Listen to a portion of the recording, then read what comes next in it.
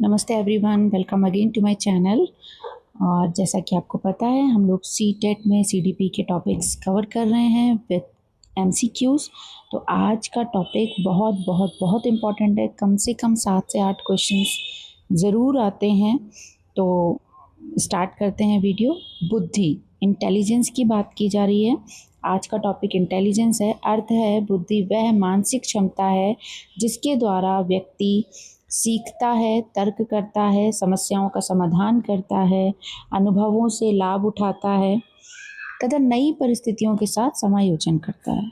सरल शब्दों में कहें तो सीखने, समझने, सोचने, तर्क करने तथा उचित निर्णय लेने की क्षमता को ही बुद्धि कहते हैं। बुद्धि की प्रमुख परिभाषाएं क्या हैं? बुद्धि की परिभाषाओं में बुद्धि लब्धि के बारे में भी अल्बर्ट बिने ने ही बताया था। तो बुद्धि निर्णय लेने, सही समझने तथा आत्म आलोचना करने की शक्ति है। ये अल्बर्ट बिने ने ऐसा कहा है। इनका मुख्य शब्द जो था वो था निर्णय, समझ और आत्म आलोचना, यानी कि सेल्फ क्रिटिसिज्म जो होता है। आप अपने आप को कैसे बताते हैं, आप खुद के बारे में गलत बोलने की कैपेसिटी रखते हैं, अगर आप खुद की गलतियां समझ सकते हैं तो बुद्धि का प्रयोग कर रहे हैं आप। फिर टर्मन के अनुसार बुद्धि अमूर्त विचार करने की क्षमता है। ये बहुत पूछा जाता है। बुद्धि अमूर्त विचार करने की क्षमता है। Abstract thinking, abstract thinking. इसके बाद जो आपके डेविड हैं, उन्होंने बताया बुद्धि व्यक्ति की वह समग्र क्षमता है जिसके द्वारा वह उद्देश्यपूर्ण कार्य करता है, तर्कपूर्ण सोचता है तथा वातावरण के साथ प्रभावी समायोजन करता है। मुख्य शब्द इनका था उद्देश्यपूर्ण कार्य, तार्किक चिंतन और समायोजन। स्टर्न का था बुद्धि जीवन की नई परिस्थितियों के साथ समायोजन करने की सामान्य क्षमता है। तो विलियम जी जो बता रहे हैं वो ये बोल रहे हैं कि हम नई परिस्थितियों के साथ जो समायोजन कर पाते हैं वो बुद्धि विकसित है हमारी इस वजह से। ये एक बहुत कॉमन सी चीज़ है कि बुद्धि क्या है, जीवन की नई परिस्थितियों के साथ समायोजन करने की सामान्य क्षमता है। थॉर्नडाइक के अनुसार सत्य की दृष्टि से उचित प्रतिक्रिया करने की शक्ति ही बुद्धि है। ये परिभाषाएं मैं इसलिए बता रही हूँ क्योंकि कई बार परिभाषाएं पूछी जाती हैं कि ये किसने दी या इसके किस मनोवैज्ञानिक ने इस परिभाषा को दिया। बुद्धि की विशेषताएं हैं जन्मजात तथा अर्जित, दोनों का प्रभाव होता है। यानी कि बुद्धि हमें जन्मजात भी होती है और हम अर्जित भी करते हैं। प्रत्येक व्यक्ति की बुद्धि अलग होती है। बुद्धि का विकास वातावरण से प्रभावित होता है। बुद्धि सीखने की गति को प्रभावित करती है। बुद्धि समस्या समाधान में सहायता करती है। बुद्धि निर्णय लेने में सहायक होती है। बुद्धि का मापन किया जा सकता है। बुद्धि पूर्णतः स्थिर नहीं होती। अनुभव एवं शिक्षा से इसका विकास संभव है। बुद्धि के प्रकार हैं। पहला है अमूर्त बुद्धि, एब्स्ट्रैक्ट इंटेलिजेंस। ये भाषा, गणित, तर्क और चिन्हों का प्रयोग किया जाता है। इसके बाद है मूर्त या यांत्रिक बुद्धि, कॉन्क्रीट इंटेलिजेंट, यानी मशीन चलाना, उपकरणों का प्रयोग, हस्त कौशल, इन सब में। सामाजिक बुद्धि, लोगों को समझना, नेतृत्व, सहयोग, सामाजिक व्यवहार। बुद्धि को प्रभावित करने वाले कारक, ये क्वेश्चन इससे बहुत बार आता है कि कौन सा कारक बुद्धि को प्रभावित करेगा या क्या कौन सा कारक है जो बुद्धि को प्रभावित नहीं करेगा। 3 ऑप्शन सही दिए, एक गलत दे दिया। तो वंशानुक्रम है, वातावरण है, शिक्षा है, पोषण है, स्वास्थ्य है, परिवार है, विद्यालय है, समाज है, आर्थिक स्थिति है और प्रेरणा है। अब इसमें आपका जो है वंशानुक्रम, यानी कि जो जेनेटिकली में जो मिलता है, वातावरण हमारा एटमॉस्फेयर किस तरीके का है, एजुकेशन हमारी कैसी है और हमारी हेल्थ कैसी है, स्वास्थ्य किस तरीके का है, फैमिली बैकग्राउंड कैसा है, किस तरीके के लोग हमारी फैमिली में हैं, विद्यालय कैसा है, स्कूल अच्छा है या ठीक ठाक है, आर्थिक स्थिति कैसी है, समाज कैसा है और हम कितने मोटिवेट हो रहे हैं। इन सारी चीज़ों में बुद्धि इफ़ेक्ट होती है। बुद्धि के सिद्धांत जो हैं वो पहला है, स्पीयरमैन ने दिया था द्विकारक सिद्धांत। जी और एस, यानी कि जनरल इंटेलिजेंस और स्पेसिफिक इंटेलिजेंस। इसके बाद थर्स्टन ने दिया था प्राथमिक मानसिक योग्यताएं। 7 प्रमुख योग्यताएं थी। भाषा का बोध होना, शब्द प्रवाह संख्या क्षमता, स्थानिक क्षमता, स्मृति, तर्क, ग्रहण शक्ति। इसके बाद गिलफोर्ड का था त्रिआयामी सिद्धांत। ये बहुत इम्पोर्टेंट है, ये बहुत बार पूछा जाता है। इसमें आपका ऑपरेशंस, कंटेंट, प्रोडक्ट्स, ये सब था। अब गिलफोर्ड ने क्या बताया, उनके अनुसार बुद्धि एक नहीं बल्कि अनेक मानसिक योग्यताओं का समूह है। उन्होंने किस किस चीज़ पर ध्यान दिया? उन्होंने क्रियाएं यानी कि ऑपरेशंस पर ध्यान दिया। हम कैसे सोचते हैं, किस तरीके से हम सोच रहे होते हैं, मतलब पहचान, किस तरीके, जानकारी को समझना, जानकारी को याद रखना, एक प्रश्न से अनेक संभावित उत्तर या नए विचार उत्पन्न करना, ये सारी चीज़ें। इसके बाद इनका था, इन्होंने बताया कंटेंट को, किस तरीके का हमारा कंटेंट है।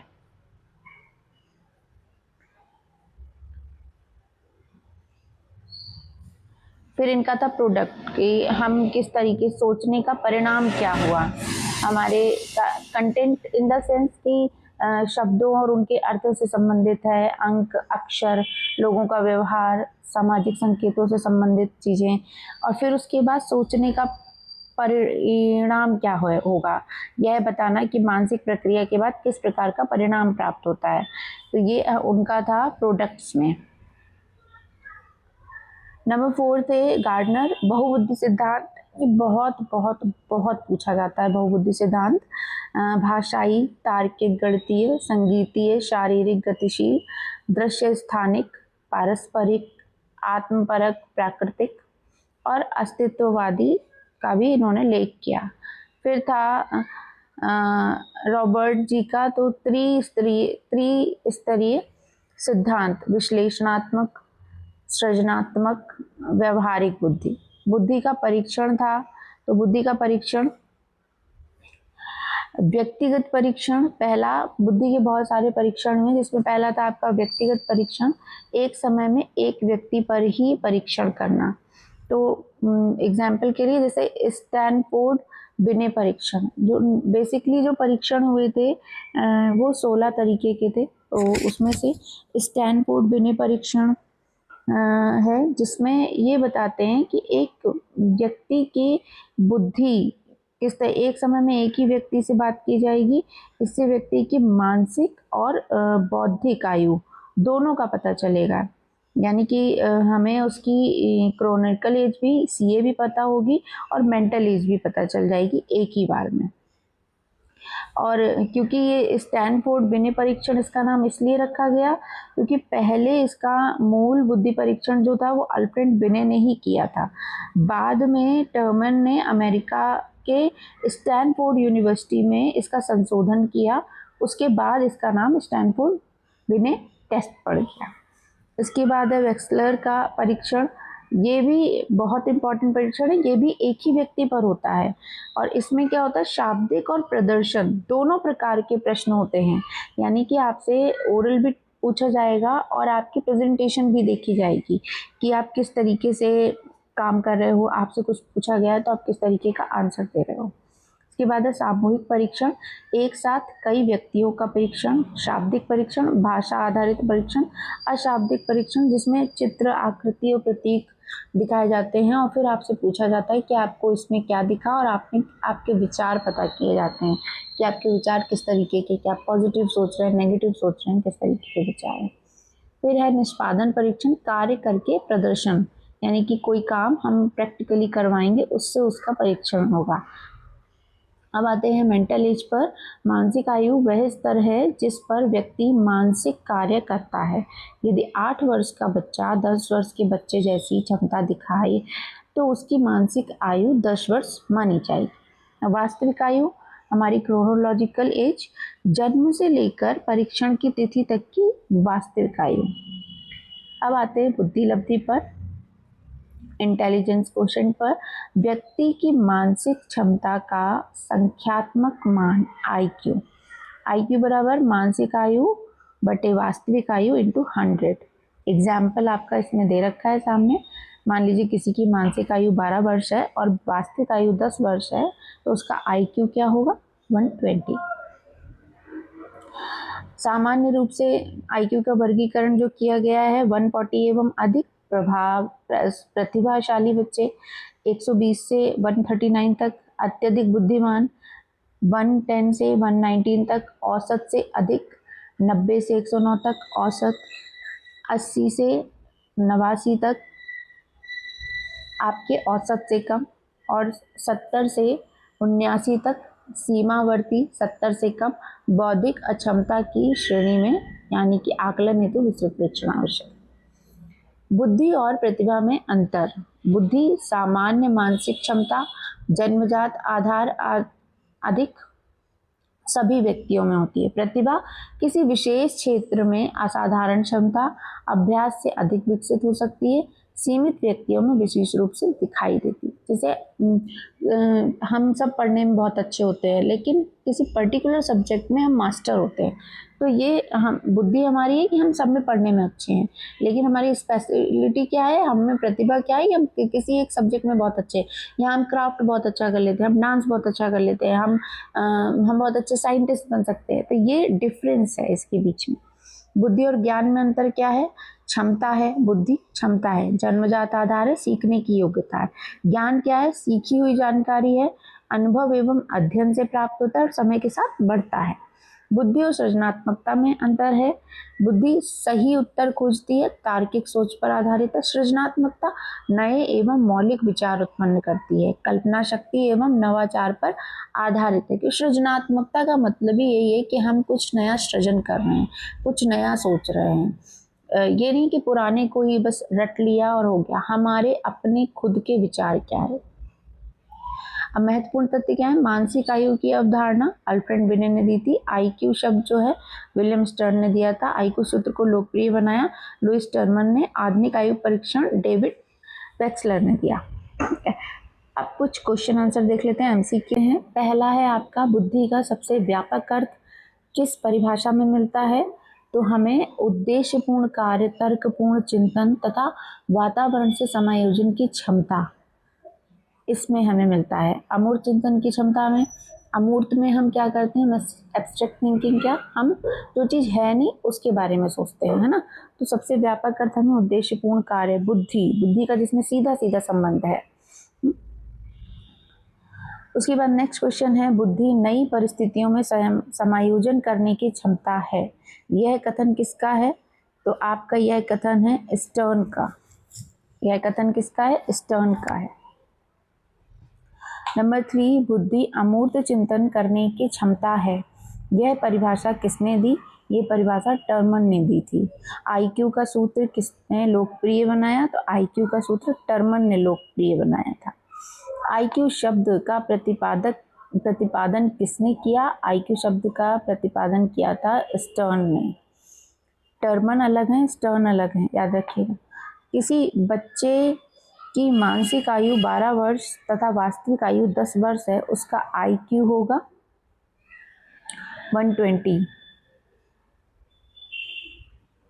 यदि किसी बालक की मानसिक आयु 9 वर्ष तथा वास्तविक आयु 12 वर्ष हो, तो उसका IQ होगा, हम यहाँ पे ऑलरेडी इसका सूत्र बता चुके हैं, तो आप आराम से निकाल सकते हैं।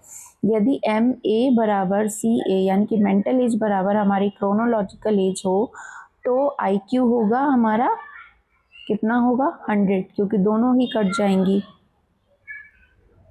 निम्न में से कौन सा बुद्धि का परीक्षण नहीं है? निम्न में से कौन सा बुद्धि का परीक्षण नहीं है? तो रोरशाक परीक्षण नहीं है, ये व्यक्तित्व परीक्षण है। G और S कारक किस सिद्धांत से संबंधित हैं? तो ये स्पीयरमैन के, यानी कि जर्नल और स्पेसिफिक। स्पीयरमैन के अनुसार प्रत्येक कार्य में कौन सा कारक उपस्थित होता है? तो प्रत्येक कार्य में हमारा जनरल इंटेलिजेंस होती है। एस कारक जी कारक उपस्थित होता है, स्पेसिफिक नहीं। प्राथमिक मानसिक योग्यताओं का सिद्धांत किसने दिया? तो थर्स्टन ने दिया। बहुबुद्धि सिद्धांत किसने दिया? गार्डनर ने दिया था। यदि कोई बच्चा दूसरों की भावनाओं को अच्छी तरह समझता है तो उसमें प्रमुखता कौन सी बुद्धि है? उसमें पारस्परिक बुद्धि है, जिसमें वो समझ पा रहा है आपस में एक दूसरे को। किसी उत्कृष्ट संगीतकार में प्रमुखता कौन सी बुद्धि होती है? तो किसी उत्कृष्ट संगीतकार में संगीतीय बुद्धि होगी। स्टर्नबर्ग के अनुसार वास्तविक जीवन की समस्याओं का समाधान किस बुद्धि से जुड़ा होता है? तो व्यावहारिक बुद्धि से जुड़ा होता है। गिलफोर्ड के अनुसार, गिलफोर्ड के सिद्धांत में कंटेंट्स किसका भाग है? तो ये हमारा त्रिआयामी बुद्धि सिद्धांत का भाग है। निम्न में से कौन सा बुद्धि का प्रकार नहीं है? तो नैतिक बुद्धि बुद्धि का प्रकार नहीं है। भाषा एवं गणित की क्षमता मुख्यतः किस बुद्धि से संबंधित है? अमूर्त बुद्धि। मशीनों को कुशलता से चलाने की क्षमता किस बुद्धि का उदाहरण है? ये हमारा मूर्त बुद्धि का उदाहरण है, अब जो चीज हमें दिख रही है। इसके बाद है, यदि किसी बालक का IQ 100 है तो इसका अर्थ है उसकी मानसिक आयु वास्तविक आयु के बराबर है। निम्न में से कौन सा कथन सही है? बुद्धि और ज्ञान समान है, ज्ञान जन्मजात होता है, बुद्धि सीखने की क्षमता है, IQ कभी नहीं बदलता। बुद्धि और ज्ञान जन्मजात नहीं है, ज्ञान हम अर्जन करते हैं, बुद्धि हमें जन्म से भी मिलती है और हम अर्जित भी करते हैं। ज्ञान जन्मजात है? नहीं है। बुद्धि सीखने की क्षमता है, ये बिल्कुल सही है। IQ कभी नहीं बदलता, ऐसा नहीं है। निम्न में से कौन सा कारक बुद्धि को प्रभावित नहीं करता? तो वंशानुक्रम करता है, वातावरण करता है, शिक्षा करती, केवल भाग्य। भाग्य का तो कोई बुद्धि से कुछ लेना देना ही नहीं है। निम्न में से कौन सा शाब्दिक बुद्धि परीक्षण है? चित्रों पर आधारित परीक्षण? नहीं, क्योंकि चित्र देखने से है, ब्लॉक डिजाइन देखने से है। भूल भुलैया परीक्षण ये प्रैक्टिकल वाला हो जाएगा। तो भाषा आधारित, शाब्दिक का मतलब भाषा आधारित प्रश्नों वाला होगा। यदि किसी बालक की वास्तविक आयु 8 वर्ष तथा IQ 125 है, 125 है, तो उसकी मानसिक आयु क्या होगी? उसकी मानसिक आयु हम निकाल लेंगे, 10 वर्ष होगी। किसी छात्र का IQ 90 है, इसका अर्थ है, किसी छात्र का आयु 90 है, इसका अर्थ है उसकी मानसिक आयु उसकी वास्तविक आयु से थोड़ी सी कम है। निम्न में से किस मनोवैज्ञानिक ने बुद्धि को सत्य की दृष्टि से उचित प्रतिक्रिया करने की शक्ति कहा है? तो थॉर्नडाइक ने कहा था। निम्न में से कौन सा कथन स्पीयरमैन के सिद्धांत के अनुरूप है? तो सामान्य तथा विशिष्ट दोनों प्रकार की बुद्धि कार्य करती। स्पीयरमैन ने GH दिया था, याद रखिएगा। निम्न में से कौन सा कथन गार्डनर के सिद्धांत के अनुसार सही है? तो व्यक्ति में अनेक प्रकार की बुद्धियां हो सकती हैं गार्डनर के अनुसार। इसके बाद है, एक शिक्षक देखता है कि एक छात्र गणित में औसत है लेकिन संगीत और चित्रकला में अत्यंत उत्कृष्ट है। इसे कौन सा सिद्धांत सबसे अच्छी तरह स्पष्ट करता है? तो इसे क्या करेगा? अब आप क्वेश्चन से ही आपको समझ में आ जाएगा कि गणित में अच्छा है लेकिन संगीत में और चित्रकला में, मतलब गणित में औसत है, ठीक है, लेकिन बाकी 2 सब्जेक्ट में बहुत अच्छा है। तो ये हो जाएगा गार्डनर का बहुबुद्धि सिद्धांत, जिसमें उन्होंने बताया कि बहुत तरीके से कार्य करती है ना। गार्डनर के अनुसार प्रत्येक व्यक्ति में विभिन्न प्रकार की बुद्धियां अलग अलग स्तर पर विकसित हो सकती हैं। अब एब्स्ट्रैक्ट थिंकिंग को थोड़ा सा एक्सप्लेन कर देते हैं, समझ लेते हैं। अमूर्त चिंतन क्या होता है? अमूर्त चिंतन का अर्थ होता है ऐसी बुद्धि जिसमें बातों, विचारों, प्रतीकों और अवधारणाओं के बारे में सोचना, जिन्हें सीधे देखा या छुआ नहीं जा सकता, मतलब जिनके बारे में हम इमेजिन तो कर सकते हैं पर हम उन्हें डायरेक्ट देख नहीं सकते, डायरेक्ट समझ नहीं सकते। जो चीज़ें सामने दिखाई ना दे फिर भी उसके बारे में तर्क विश्लेषण और कल्पना के आधार पर सोचने की क्षमता आपकी अमूर्त चिंतन कहलाती है। एग्जाम्पल है, जैसे मैथ का एग्जाम्पल ले लो। एक्स हमें दिखाई तो नहीं देता, एक्स के बारे में हमें कुछ पता भी नहीं होता, लेकिन हम मान लेते हैं और उसका मान निकाल लेते हैं, ये अमूर्त चिंतन है। न्याय, जस्टिस, न्याय को ना हम टच कर सकते हैं, ना हम न्याय को देख सकते हैं कि हमें ये देखो न्याय दिखाई दे रहा है, लेकिन हम इसे समझ सकते हैं और हम समझ के ही ये फील करते हैं ना कि हाँ हमें न्याय मिला। ये अमूर्त का उदाहरण है। इसके बाद आपका आता है लोकतंत्र, प्रेम, ईमानदारी, स्वतंत्रता। ये सभी अमूर्त अवधारणाएं हैं। इनके बारे में सोचने और समझने की क्षमता अमूर्त चिंतन कहलाती है। परीक्षा की दृष्टि से देखो आप लोग याद कैसे रखेंगे। अमूर्त चिंतन प्रतीकों, विचारों, सिद्धांतों और अवधारणाओं पर तर्क करना। और कॉन्क्रीट थिंकिंग क्या होती है, ठोस चिंतन क्या होता है, केवल दिखाई देने वाली या प्रत्यक्ष वस्तुओं के आधार पर सोचना। आसान ट्रिक है समझने की। मूर्त चिंतन जो देखा और छुआ जा सके, जैसे किताब, कुर्सी, पेन। और अमूर्त जो सोचा और समझा जा सके लेकिन जिसे देखा या छुआ ना जा सके, जैसे न्याय, प्रेम, ईमानदारी, ये सब। तो ये आपका क्या हो जाएगा, ये आपका अमूर्त चिंतन में आ जाएगा। अमूर्त चिंतन से क्वेश्चन बहुत पूछे जाते हैं और हम कंफ्यूज हो जाते हैं कई बार कि हमें समझ में नहीं आता, थोड़ा सा घुमा के पूछ लिया जाता है। लेकिन बस हमें याद रखना है, जिस चीज़ को हम छू नहीं सकते, जिस चीज़ को हम देख नहीं सकते, वो अमूर्त चिंतन में ही आएगा, वो एब्स्ट्रैक्ट थिंकिंग में ही आएगा। और आपका जो कॉन्क्रीट थिंकिंग होगा, ठोस चिंतन होगा, वो हम देख सकते हैं, समझ सकते हैं, छू सकते हैं, जिसको उस हिसाब से अपनी बुद्धि का स्तर प्रयोग कर सकते हैं। तो ये सारी चीज़ें, अब बुद्धि का जितना भी टॉपिक था वो सारा इसमें कवर हो गया इस वीडियो में। आप लोग नोट्स बना के पढ़िए प्लीज़, क्योंकि सुपर टेट भी आने वाला है। और जब आप नोट्स बनाते हैं, नोट्स बना के पढ़ते हैं, तो आपको चीज़ें जल्दी समझ में आती हैं, क्योंकि हम नोट्स जब बना रहे होते हैं तो हम लिख भी रहे होते हैं, देख भी रहे होते हैं और समझ भी रहे होते हैं। जब एक साथ 3 काम होते हैं तो चीज़ें अपने आप लर्न होने लगती हैं, आंसर्स मिलने लगते हैं। इसमें कुछ MCQs भी हैं जो कोशिश की है कि उससे रिलेटेड ही बनाए, ताकि आपको समझ में आ सके। वीडियो पसंद आया हो तो प्लीज़ लाइक करिए, कमेंट करिए, सब्सक्राइब करिए। Thank you.